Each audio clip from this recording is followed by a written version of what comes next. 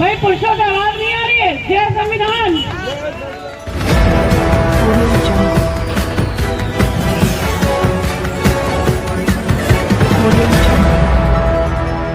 सारथी education welfare society ने 75वां संविधान दिवस बड़े हर्षोल्लास के साथ मनाया। बरेली से खबर बुलंद भारत के लिए हैदर अली की रिपोर्ट। बरेली में सारथी एजुकेशन वेलफेयर सोसाइटी के अध्यक्ष इमराना हुसैन ने शहर के डॉक्टर भीमराव अंबेडकर पार्क में संविधान दिवस बड़े हर्षोल्लास से शहर के बुद्धिजीवी व सम्मानित हस्तियों को साथ लेकर एक विशाल कार्यक्रम आयोजित किया।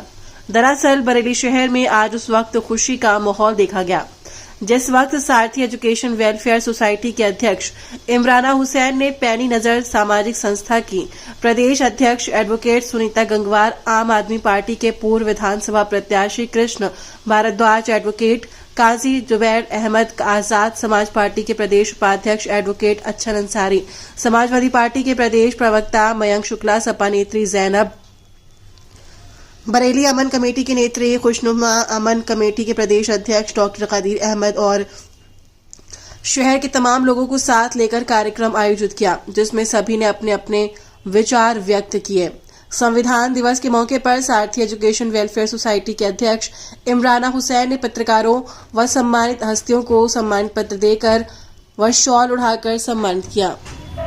आज हमारे देश में एक बहुत महत्वपूर्ण दिन है 26 नवंबर 1949। इस दिन हमारे देश को एक ऐसा ग्रंथ मिला था जो इस देश की नींव और भविष्य दोनों को लेकर चल रहा है। आज बाबा भीमराव अंबेडकर जी की संरक्षण में एक ग्रंथ बना हमारे भारत का संविधान और उसको 75 वर्ष पूरे होने के उपलक्ष्य में सारथी वेलफेयर एजुकेशन सोसाइटी ने और हमारे साथी लोगों ने और इस शहर के सभी सम्मानित वरिष्ठ नागरिकों ने और सम्मानित साथियों ने, यहाँ तक कि इस शहर की सबसे ज़्यादा अभिवक्ता टीम ने हमें सहयोग किया, हमारा साथ दिया और इस कार्यक्रम को सफल बनाने के लिए अपना समय दिया। सबसे पहले आप सब लोगों का सारथी एजुकेशनल वेलफेयर सोसाइटी की तरफ से मैं आपको बहुत बहुत धन्यवाद देता हूँ। आपने इसमें शानदार कार्यक्रम में अपनी उपस्थिति दर्ज कराई और आज का जो कार्यक्रम था ये सारथी वेलफेयर सोसाइटी की तरफ से था जो लगातार संविधान के प्रति लगातार लोगों को जागरूक कर रही है। आपको पता होगा इससे पूर्व कई कार्यक्रम संविधान से जुड़े हुए कार्यक्रम हुए। स्कूलों में जाकर नौजवानों को, छात्रों को हम लोगों ने जागरूक करने का काम किया क्योंकि संविधान जो डेमोक्रेटिक स्ट्रक्चर है उस डेमोक्रेटिक स्ट्रक्चर में हमारा कॉन्स्टिट्यूशन बहुत मायने रखता है। आज हमको राजनीतिक, धार्मिक और तमाम विभिन्न प्रकार की अगर आज़ादी मिलती है तो संविधान से ही मिलती है। संविधान के परिधि में रहकर संविधान का अनुपालन करना यही सच्चे भारतीय की निशानी होती है। हम सब लोग आज संविधान दिवस के मौके पर संविधान के प्रति लोगों को जागरूक करने का भी काम किया और संविधान से जुड़े हुए बिंदुओं पर लगातार हम लोगों ने मंथन चिंतन किया और उस पर तमाम लोगों ने एक दूसरे के प्रति जो बात थी और जिस तरीके का चर्चा परिचर्चा हो सकती थी आज किया गया और आज का दिन बहुत ही महत्वपूर्ण है। तो आपका क्या कहना है? देखिए, आज मौजूदा सरकार की अगर हम बात करें, आज हम आप साथ में बैठकर चर्चा कर रहे हैं, बात कर रहे हैं, ये भी हमारे संविधान की ही ताकत है। अगर तानाशाह लोगों की बीच की हम बात करें या आप पुराने समय में जाएं, ये ही संविधान हमको स्वतंत्रता की आज़ादी देता है। शायद उसी संविधान की वजह से हम आप सब लोग बैठकर यहाँ पर चर्चा कर रहे हैं। देश में लोकतंत्र है, राजतंत्र नहीं है। जब तक हमारा संविधान है, ये संविधान की जब तक किताब है और जब तक संविधान लागू है तब तक हम आप पूरी तरीके से स्वतंत्र हैं और हमारे आपके अधिकार क्षेत्र से किसी को वंचित नहीं किया जा सकता है। आने वाले कल में क्या हुई है मैं नहीं जानता हूँ, लेकिन आज की डेट में, आज की तारीख में संविधान के परिधि में हम आप सब स्वतंत्र हैं और खासकर यहाँ पर जितने भी अधिवक्ता गण हैं, हम सब लोग अधिवक्ता ही हैं। संविधान को लोगों तक पहुंचाना, संविधान के प्रति सजग करना, जागरूक करना, ये हम सब लोगों की, जितने भी भारत के नागरिक, उनकी नैतिक जिम्मेदारी बनती है कि संविधान के प्रति लोगों को जागरूक करें।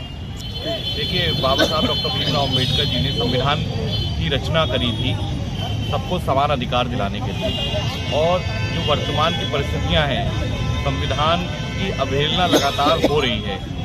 मुख्य बात यह है कि संविधान कैसे बचा रहेगा क्योंकि संविधान ही आज हमको ये अधिकार दे रहा है कि हम आपके सामने बोल रहे हैं और आप ये वीडियो रिकॉर्ड कर पा रहे हैं। संविधान की शक्ति से ही हमें वोट डालने का अधिकार है, शिक्षा चिकित्सा का अधिकार है।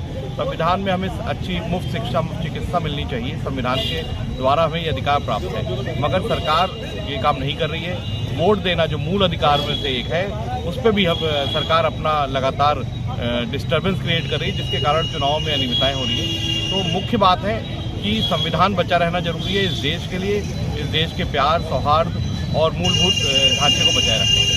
सभी लोगों को हार्दिक बधाई देना चाहूँगा और विशेष तौर पे आज ये कार्यक्रम सारथी एजुकेशनल वेलफेयर सोसाइटी द्वारा ये प्रोग्राम रखा गया है, तो उसके लिए मैं बहुत बहुत बधाई देना चाहूँगा।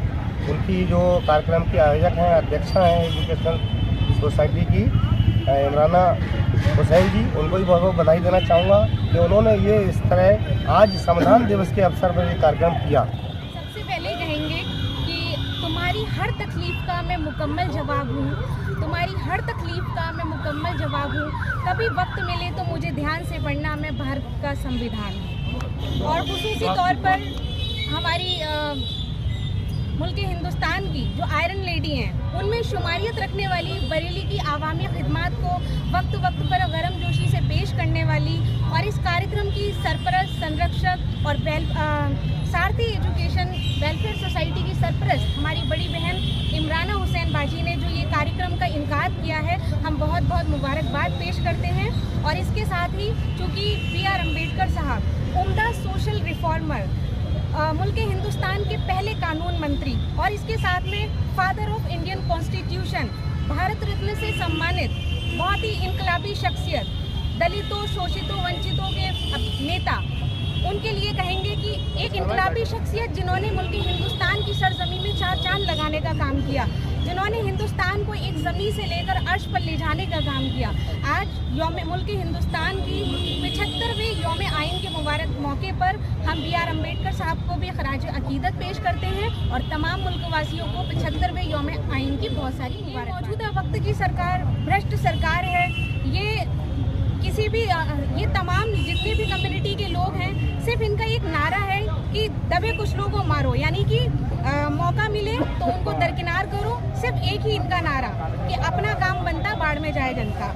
दूसरी बात यह है कि भीमराव अंबेडकर साहब का जो संविधान था वो तमाम मौलिक अधिकारों, नैतिक मूल रूप से अधिकारों की बात करता है, मुल्क के आइन को खूबसूरती पेश करने का काम करता है। और ये आइन के लोग हैं, मौजूदा वक्त के लोग, ये सरकार जो है वो दबाना चाहती है मौजूदा वक्त की आवाम को, तो इनको हम दरकिनार कर की रखते हैं। दरअसल हम माननीय न्यायालय का बहुत स्वागत करते हैं। जिस तरीके से बाबरी मस्जिद का केस सामने आया था, तो भी हमारे मुस्लिम समुदाय के लोगों ने और हमारे खुसूसी लोगों ने बहुत ही खूबसूरती के साथ उस फैसले को तस्लीम किया था। और उसके बाद ये तमाम चीज़ें जो सामने आई उसको भी हम तस्लीम कर रहे हैं। लेकिन आप मौलिक अधिकारों का हनन करते हुए और संविधान के विपरीत जाते हुए, अपने प्रशासनिक अधिकारों का गलत तरीके से इस्तेमाल करते हुए आप इस तरीके को केस को दोबारा रूप देने की कोशिश कर रहे हैं, तो हम इसका कड़ा विरोध करते हैं।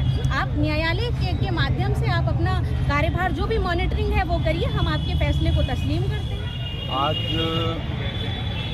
संविधान दिवस के रूप में आज के दिन को हम लोग सेलिब्रेट कर रहे हैं। आज ही के दिन हमने अपना संविधान स्वीकार किया, उसको अंगीकृत किया और इस देश के प्रत्येक नागरिक ने इस बात की कसम खाई कि हम किसी भी चीज़ से ज़्यादा अपने संविधान को अहमियत देंगे, संविधान के दायरे में रह के हम देश की तरक्की के लिए, उसकी फलाह और बहबूद के लिए काम करेंगे।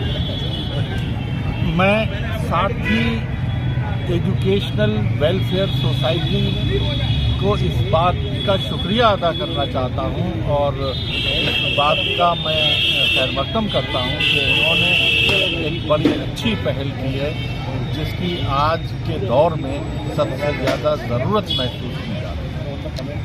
संविधान हमारा वो ग्रंथ है जिसने हिंदुस्तान के दबे कुचले, कमज़ोर, दलित, अल्पसंख्यक, पिछड़े इन लोगों के अधिकारों की सुरक्षा की गारंटी दी है। उस ग्रंथ का नाम है संविधान, जिसने सबको एक दायरे में लाके एक सफ में खड़ा करने का काम किया, एक ही चीज़ों से गवर्न करने का काम किया। उस ग्रंथ का नाम है संविधान। हमारे लिए, देश के हर नागरिक के लिए संविधान से बेहतर और इससे ज़्यादा सर्वोपरि और कोई किताब नहीं हो सकती। जिस तरह देखा जाता है कि मौजूदा सरकारें जो है वो कहीं ना कहीं संविधान के विपरीत चलकर आम जन को पीड़ित कर रही हैं, इस पर आपका क्या कहना है? देखिए, 2014 के बाद से संविधान को पीछे करने का काम शुरू हुआ। 2014 से पहले तक की जो सरकारें थीं वो संविधान की सुरक्षा का दायित्व, संविधान की रक्षा का दायित्व बहुत अच्छे तरीके से निभाती रही। लेकिन 2014 के बाद जब देश की राजनीतिक परिस्थिति बदली तो ऐसे लोग पावर में आए जिनकी नज़र में संविधान की कोई ख़ास अहमियत नहीं थी। वो एक ख़ास विचारधारा से प्रेरित थे और बहुत सारी चीज़ें उनके जहन में ऐसी थी जो संविधान को ओवररूल करती थी। जिस तरह देखा जाता है आप लोग भी कानून के एक सिपाही हैं, यानी कि वकील हैं, तो क्या सरकार पर किसी तरह का अंकुश लगाने के लिए आपने कोई पहल नहीं की? देखिए, हमारा जो शुरुआत होती है वो संविधान से शुरू होती है और हमारा इख्तिताम भी संविधान के दायरे के अंदर ही होता है। अब हम अपनी बात संवैधानिक दायरे में, कानून के दायरे में, अदालतों के सामने रखते हैं। अदालतों से लोगों को इंसाफ दिलाने के लिए जद्दोजहद करते हैं। लेकिन अब अफसोस की बात यह है कि कहीं कहीं पे इस जिम्मेदारी को निभाने में भी चूक हो जाती है विभिन्न स्तरों के ऊपर, जिसके परिणाम हमें सुखद देखने को नहीं मिलते। ठीक है, शुक्रिया।